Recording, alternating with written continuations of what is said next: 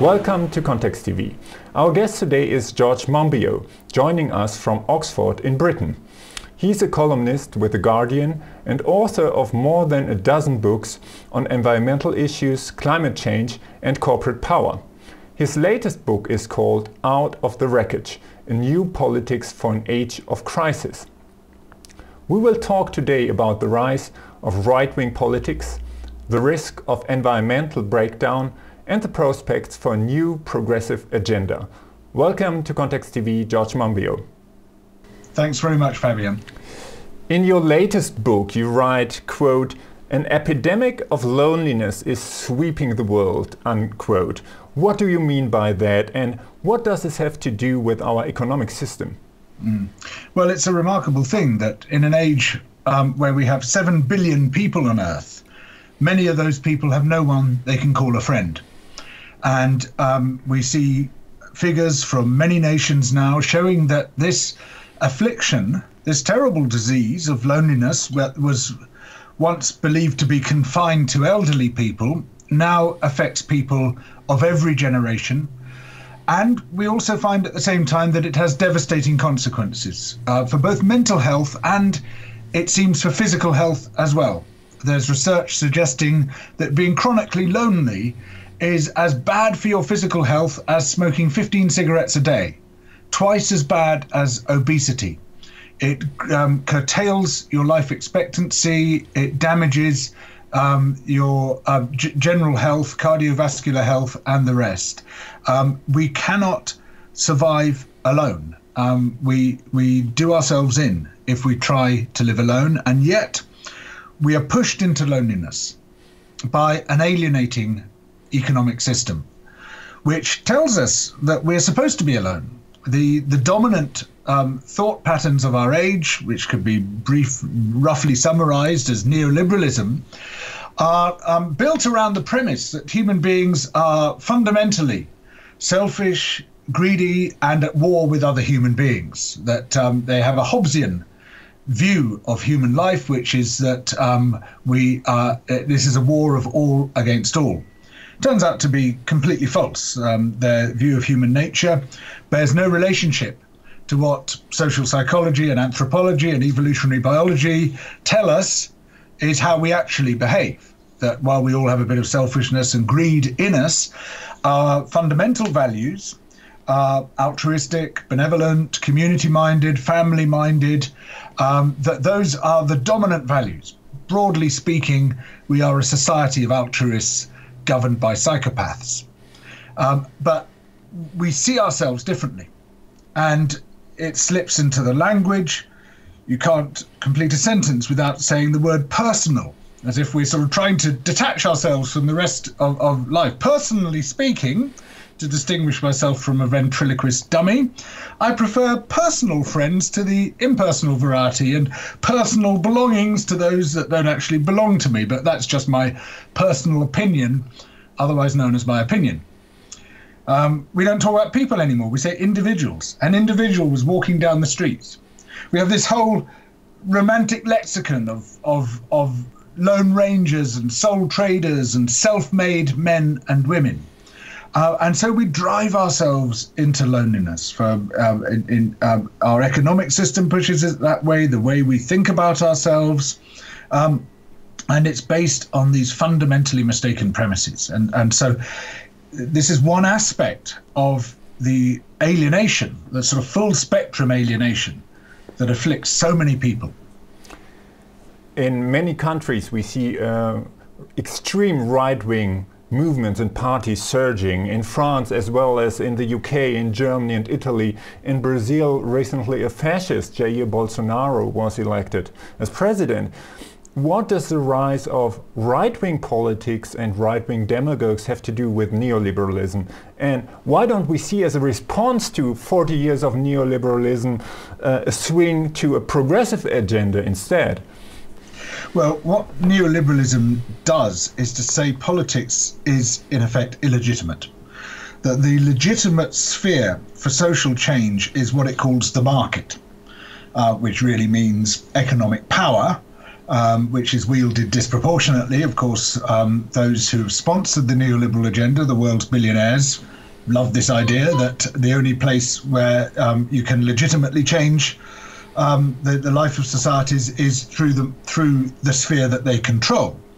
And so it has, as it's taken root, as it became the kind of political common sense adopted by formerly left-wing parties like Labour in the UK and the Democrats in the US, as well as by the right, political choice gets shut down.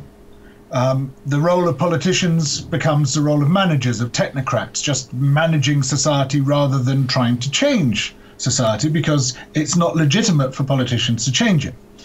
And so it cannot change social outcomes. Politics forbids itself to do so. The self-hating state tries to shut down the scope of operations of the state, and governance is no longer the aim of governments. So in that vacuum, people look for alternatives.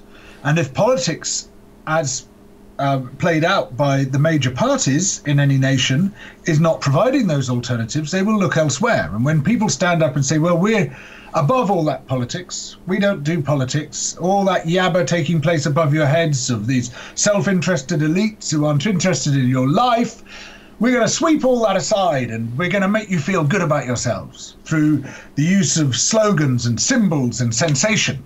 This is how fascism operates, and it meets a need. It answers a need, this dispossession, this alienation, this disenfranchisement that people are feeling very deeply. It says, we understand that, we understand those feelings, and here we'll give you a community of people just like you. Same colour, same slogans, same music, if you can call it music, same marches. It creates coherence where there was no coherence in your life.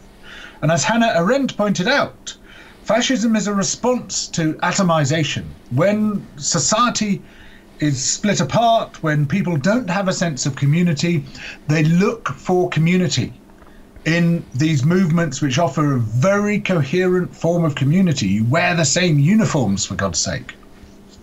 You say that neoliberalism is about getting rid of the state as governance, but at the same time, some parts of the state have become much more powerful, like the military. Military spending is rising all over the planet. Authoritarian rule is rising, also in parts of Europe. So is it true that neoliberalism is really about getting rid of the state, or is it just changing what the state is doing? It's preventing the state from changing social outcomes, except where it might be able to provide more power and opportunities for those who are already tremendously economically powerful. But in terms of the redistribution of wealth and power from the rich and powerful to the poor and powerless, that is forbidden. That is where you cannot go. And so it's shutting down the key protective role of the state. The protective and redistributive role of the state, the provision of public services, the creation of a social safety net, those are the things which get shut down. But as you quite rightly point out, the state then becomes a vehicle for enhancing the power of industries, including the security industry, which thrives in the situation of insecurity that neoliberalism creates, and the fear, the paranoia that seems to run alongside it. But also the many of the industries which a democratic system would effectively shut down, like fossil fuel industries today. I mean, why are lignite mines still being exploited in Germany? Why in the UK are we still subsidising oil extraction? Well, because the system is not working on behalf of citizens of our own countries or indeed of the rest of the world, but instead is operating on behalf of tremendously powerful corporate and financial interests. And it's by shutting down those regulatory, protective and redistributive functions of the state that you open up space for antisocial industries and practices to operate. there's this phenomenon I call the pollution paradox, which applies particularly in countries like the US and the UK, where we have extremely weak rules on political funding. And the paradox goes as follows, that it is the dirtiest companies, either literally in terms of those that produce the most pollution, or in terms of corruption, in terms of antisocial financial practices, collateralized debt obligations, and all the other exotic instruments. It is the dirtiest companies which have the biggest interest in funding politics, because those are the ones which would be shut out of a proper functional democratic system, because we just wouldn't accept the stuff that they're doing to us. We wouldn't accept the levels of air pollution which we're being subject to. So they must buy their way out of democracy. So they're the ones who spend the most on politics. So politics then comes to dance to the tune of the dirtiest companies, and they become dominant. And the clean companies get edged out because they're outcompeted by companies which are cutting their costs by being dirty. And so our politics come to be dominated by the most antisocial interests. Britain has been at the forefront of neoliberal politics for decades. And since the financial crisis in 2008, even more severe austerity measures were imposed. How has Britain changed since then, and what is the social situation, and what does all this have to do with the rise of the right and with Brexit also? Well, we live in a pretty desperate and polarized nation where the social mobility has stalled pretty well completely. Wages have stalled for the majority of people. There's a big switch towards what we call the gig economy. People being forced to pretend that they're freelancers when they're really still working for the company they were working for before, where we get pushed into a kind of Hobbesian world where we are treated as if we are all at war with everyone else, but also we end up at war with ourselves, because we become our own slave drivers, pushing ourselves to fulfill these impossible terms of service which we have to meet in order to retain our gigs with whatever company claims to be employing us, and this breeds a huge amount of anger and resentment, particularly when we have had years without effective political choice. Now, I think with the way Labour is moving, we are beginning to recover some degree of political choice, but unfortunately it's in one respect too late, because we've already taken this fateful step as a result. The first really big choice that we've had for a very long time was the European referendum, where we were given a choice of sticking with things as they are, or taking a massive kick at the establishment, or a massive kick at something at any rate. And what are you going to do? Are you going to use this enormous power you've just been given, or are you going to say, oh, no thanks, I won't use it? Well, you're going to use it, of course. If you had voted for Remain, you vote for the whole system to stay as it is. But if you vote for Leave, well, hey, you vote for something to change, whatever it might be. So now, when you would hope we would have a chance of some real massive political change, progressive change, instead we are completely buried in what promises to be an interminable discussion about Brexit, which could lead to total disaster for most of the people in this country, a great boon for dirty industries, because we'll suddenly find ourselves in a regulatory vacuum.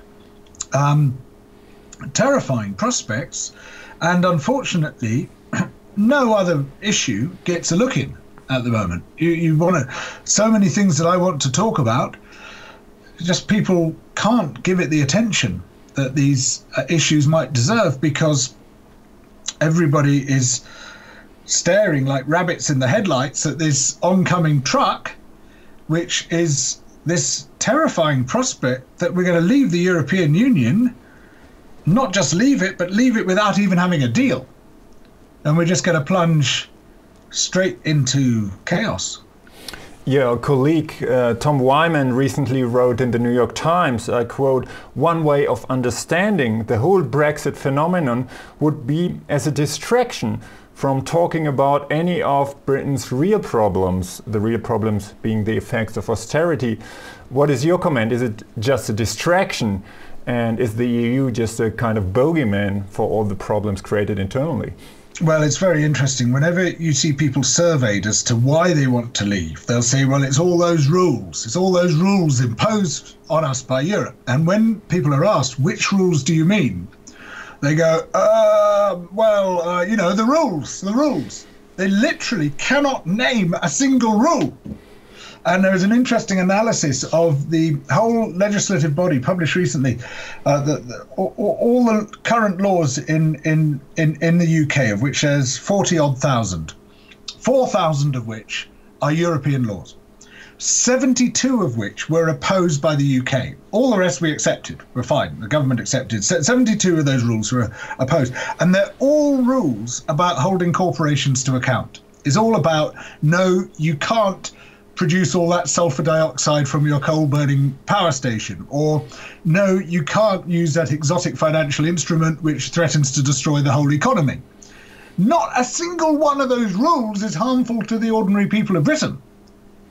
They might affect the behaviour of a very small handful of extremely antisocial plutocrats or pollutocrats, but they don't do any harm to us at all. But we've been persuaded that these rules are oppressive and we've been persuaded by people who are affected by those rules. And again, the pollution paradox is operating in full swing here.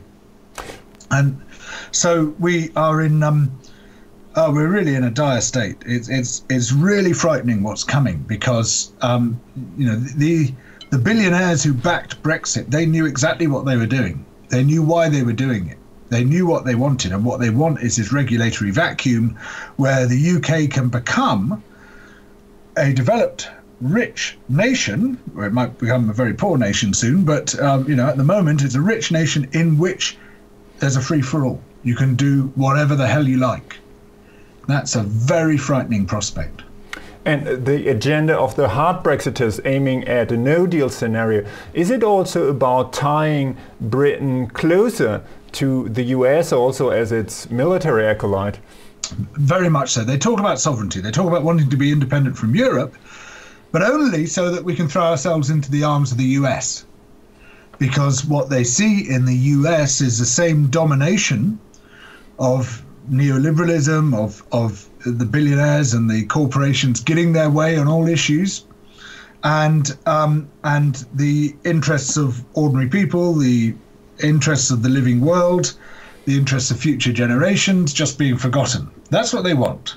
So it's all about, we will detach ourselves from the EU and become almost a sort of an extra state of the US, because of course we won't have any negotiating rights in US politics, unlike the negotiating rights we have in the EU. We won't get a vote.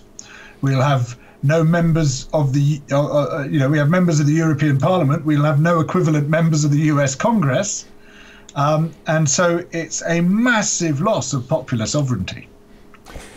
You have also written about the role of big money from oligarchs funding the move to the extreme right, and also about the role of corporate media and also the public broadcaster BBC in this.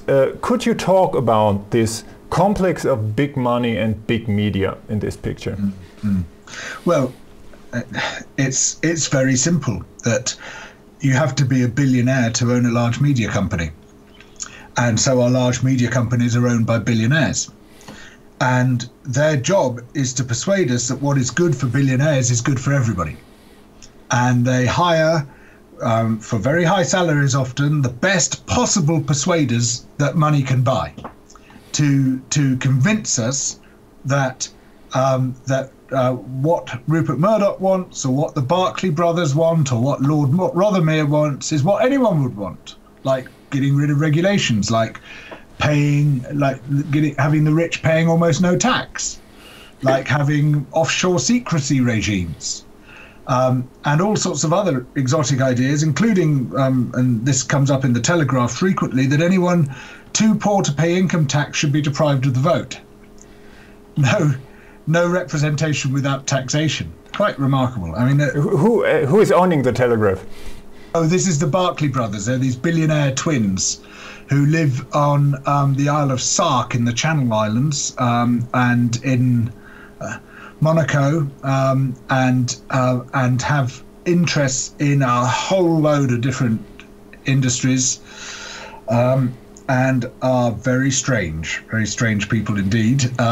Not the sort of people you would want to put in charge of opinion forming in this country. And so our debates are dominated by them, and to the extent that, you know, the BBC, supposed to be this great public broadcaster, effectively takes its cue from the newspapers, but the newspapers, you know, they are not public opinion. They're mistaken for public opinion all the time, but they're not. They're the opinion of billionaires. You know, if they were honest, every article would start, Rupert Murdoch believes, or Sir Frederick and Sir David Barclay believe that, and they would like you to believe the same. However, you never see their names in their own newspapers. When it comes to the crisis on Earth, you speak of the possibility of climate breakdown and more generally also of environmental breakdown, in contrast to just gradual changes. What do you mean by breakdown? Well, breakdown, I think, is a far better description of what we face than climate change, which, you know, doesn't actually tell us very much at all. I mean, calling it climate change is like calling an invading army unexpected visitors. It's such a ridiculously neutral and passive term for this existential threat we change. And the Earth systems are highly complex, and complex systems do not respond to change in linear and gradual ways. They tend to absorb pressure, and then suddenly you get this sudden rupture where you move from one stable state to a new stable state, which can be radically different from the first stable state. And when you look at the Earth systems, it's not just one complex system, it's a whole series of complex systems interacting. Atmosphere, oceans, land surface, soils, the biotic environment, in other words, all the animals and plants, and many others beside. And they don't sit within their boxes. Those complex systems react with each other, respond to each other, react to each other.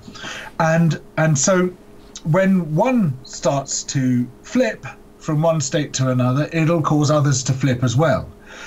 We don't know where those tipping points are. We won't know until we pass them. We can make some guesses, but there are no more than guesses. By the time we know, it'll be too late to change them. And there's a danger, a very real danger, that we flip from what is fundamentally a habitable state to an uninhabitable state. Even if the change were gradual and linear, it would still be phenomenally dangerous. If you look at the difference between now and the last ice age, it's 4 degrees average global temperature. Talking about an extra 4 degrees by the end of this century, which would turn us into a radically different climatic state to the one that we have today. But that's assuming, you know, that it just sort of steadily turns to that. But the massive disruptions you can get as this complex system tries to adapt to the pressures being pushed into it could mean that we get very sudden changes indeed, which can radically change whether or not we can continue to live in the places where we live today. Can you give an example of such an abrupt disruption? Well, we've already seen, for example, in parts of both the US and Europe this last summer, massive wildfires of the kind that were predicted maybe for the middle of the century. But because you get this sort of runaway process where soil moisture loss is encouraged through global heating, which leads to the desiccation of vegetation, which then isn't producing rain clouds and the rest of it. You can get these runaway processes, and suddenly, woof, the whole lot goes up. Storm surges, similarly, you can have a situation where, for instance, salt marshes and mangroves are being destroyed by people turning them into prawn farms or whatever it might be. So one kind of environmental change. You get far more energy in the oceanic system caused by heating. That leads to storms, leads to storm surges. You no longer have the coastal protection, and suddenly large areas of coastal land are underwater, and you've lost your livelihood. We already saw last year some massive storm surges with hurricanes making landfall, places in the US where they'd never hit so hard before. Many other parts of the world, particularly in South Asia, hit very hard indeed. But this is just the beginning. This is with 1 degree of warming.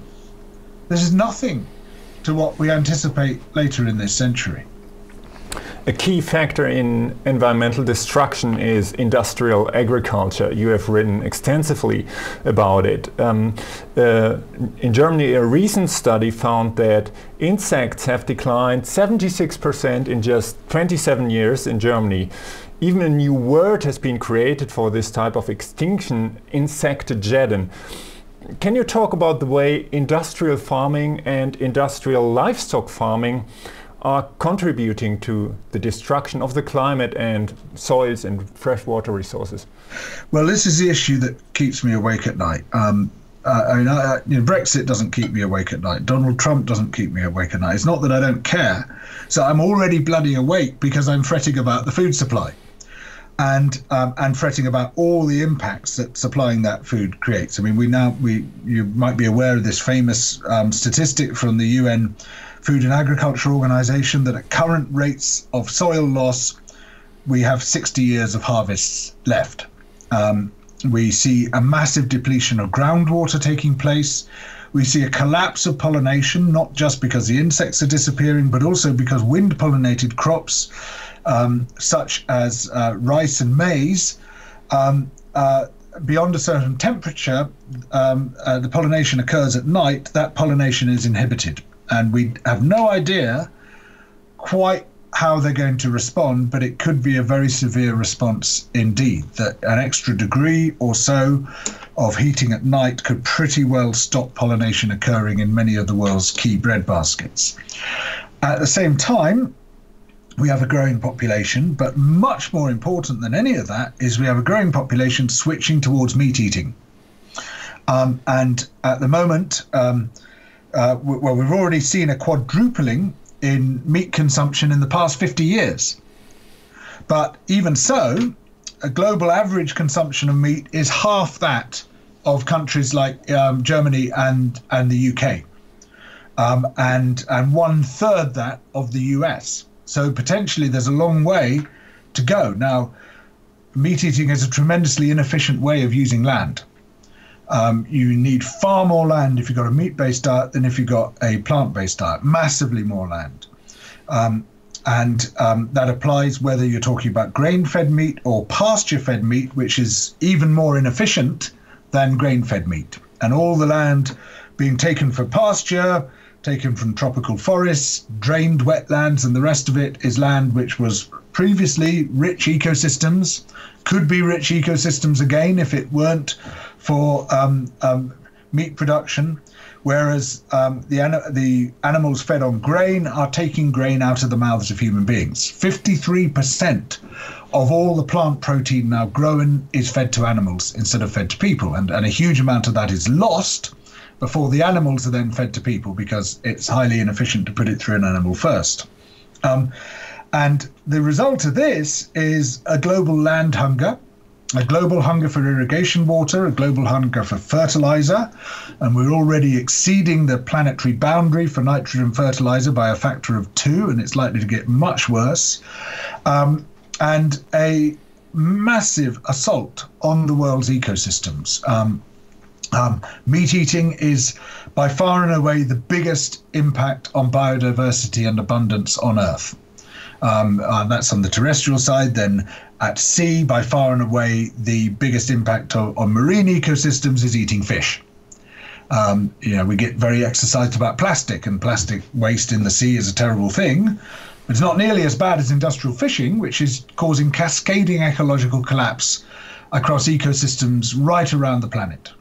Really shocking, horrible stuff that's happening, and massive bycatch, massive overfishing, and yet we don't seem to care about it. It's not an issue that intrudes upon us. So these are the really huge impacts, bigger even than climate breakdown, or rather it's happening faster than climate breakdown. The biological annihilation driven primarily by the food industry. And so what we urgently need to do is switch to a plant-based diet. That's the biggest intervention you can make. And then we can also start looking at how we grow those plants. And we need to do that in very different ways. There's lots of different ways of doing it. But the key thing, absolutely crucial for both human survival and the survival of the rest of the living planet, is just not to eat animal products anymore. But is it just a consumer choice, or is it rather a political choice also, how we subsidize industries? What would have to change on the political side to change agriculture on a global scale?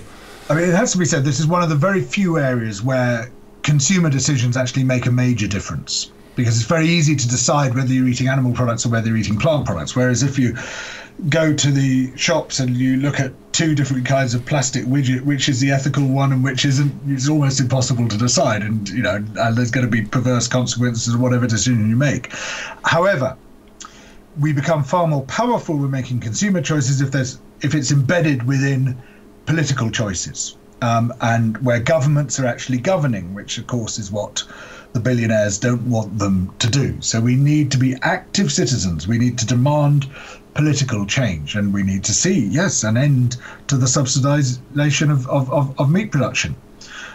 We need radical reforms to the common agricultural policy in Europe and to other such policies around the world. I mean, at the moment, the common agricultural policy pays people by the hectare, which creates this huge perverse incentive to clear land, to bring it into the agricultural envelope, even if you're not actually using it. I've seen this in Romania, where many tens of thousands of hectares of really beautiful habitat have been destroyed just in order to claim subsidies, because you can only claim subsidies for land which is supposed to be in agricultural condition, have no permanent ineligible features on it, which means wildlife habitat. So you have to clear all that habitat, and then you say, look, it's in agricultural condition.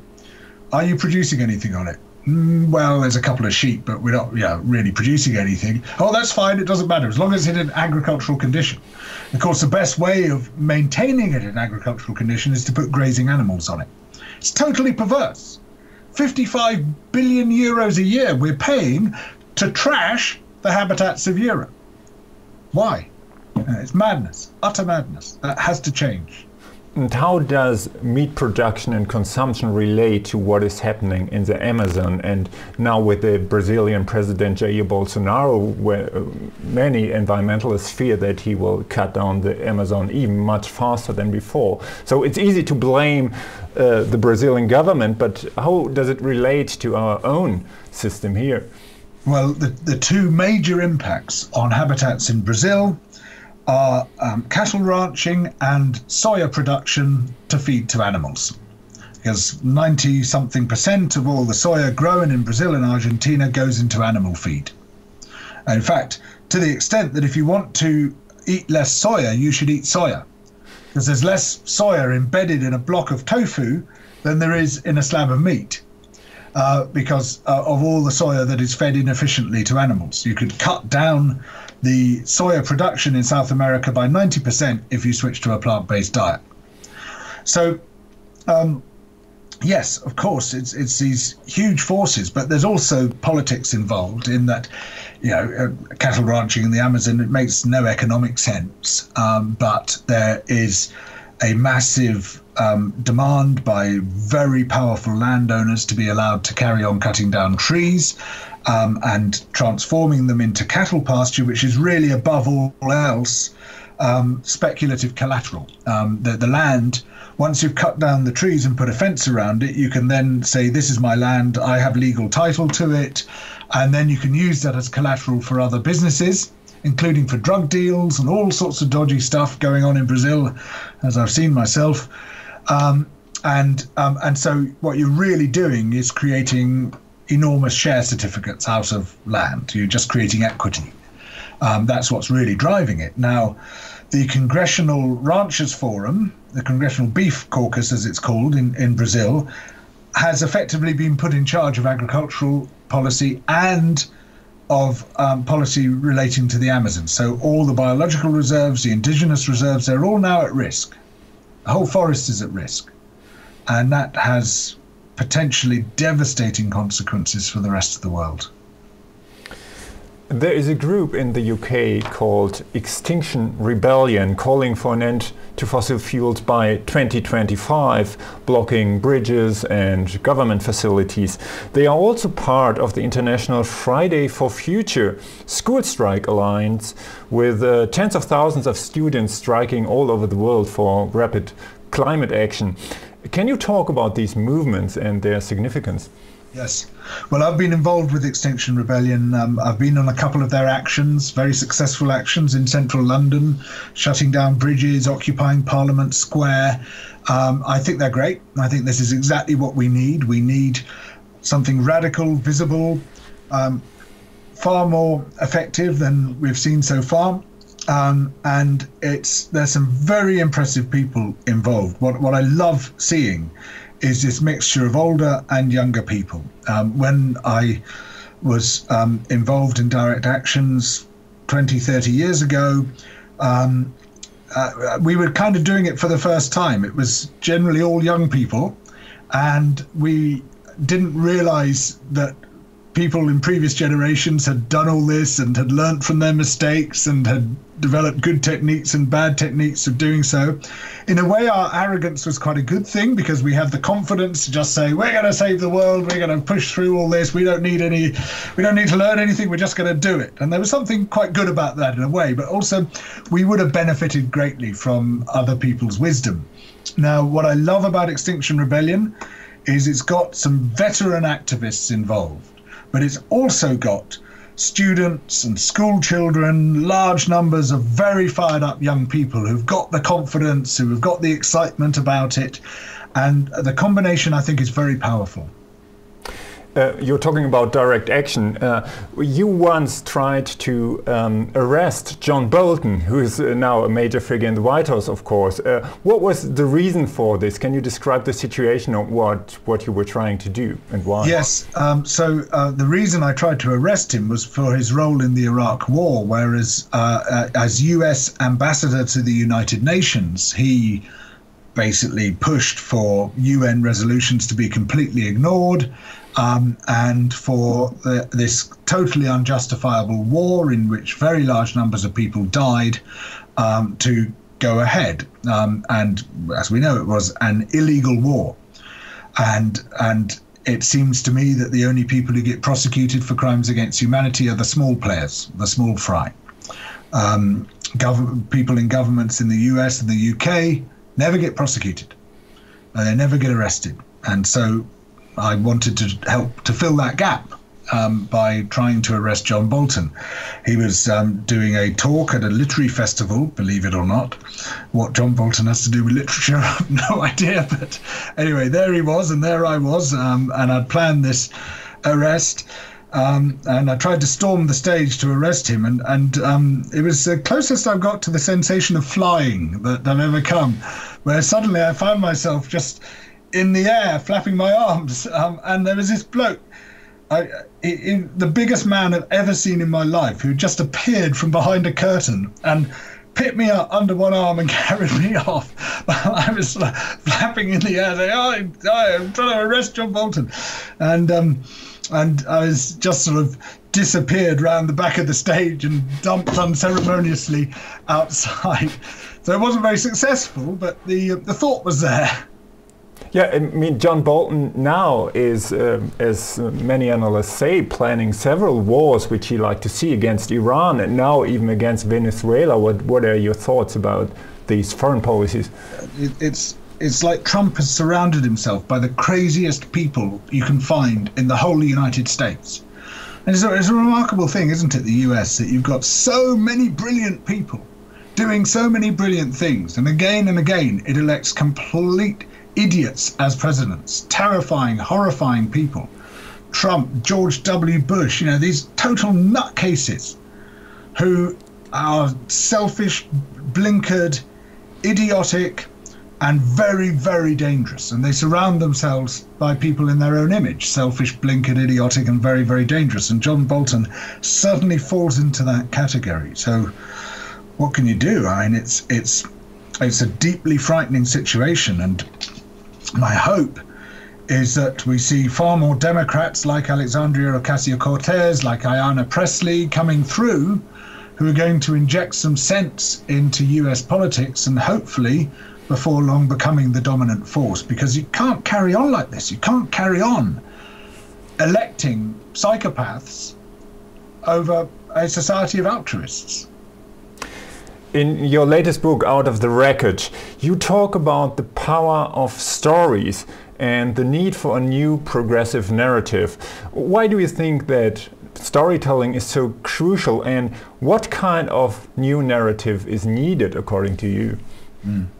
Well, we are creatures of narrative. When we try to make sense of the world, we don't try to make the kind of sense that mathematicians or philosophers or scientists would recognize. We don't take streams of data and weigh them up and say, what's the data telling us? Life's too complicated for that. The world is too complicated. Human beings are too complicated for that. We simply can't process everything that's coming our way. So we use shortcuts, heuristics, and those are called narrative. That's how we make sense of the world, where we say, what story is this telling me? Is this explaining who I am, where I am, how we got here, where we're going? Is there a beginning, a middle, and an end? Is it a satisfying narrative? That's what we're looking for. And narrative is crucial in politics. It's narrative, it's grand political stories that change the world. So, you look at the history of the past 80 years, the grand political stories have been Keynesian social democracy and neoliberalism. And when they prevailed, everyone became first a Keynesian and then a neoliberal. It didn't matter what your party history was. It didn't matter whether you were supposed to be on the left or the right. It didn't matter what you claimed to stand for. Broadly speaking, that was what you stood for. And it became the common sense of the era.